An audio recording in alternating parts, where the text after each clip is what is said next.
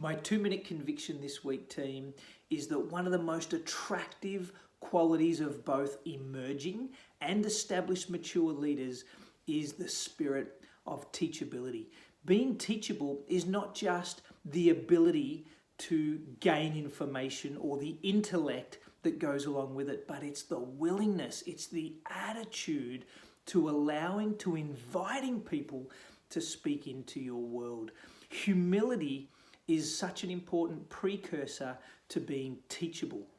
And of course, Jim Collins, in his book Good to Great, and the research he's done, defines humility as one of the 2 defining attributes of his level 5 leaders. Mentors all over the world, guys, are looking for this attribute as a prerequisite to invest their time, energy, and money into people like you and me.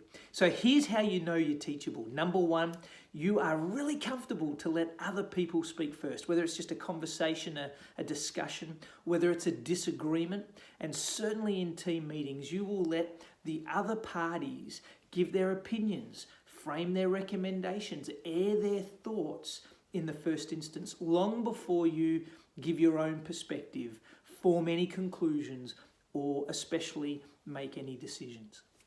You know you're teachable when, number 2, you are naturally curious and you are not afraid to be the guy who asks the air quote dumb questions.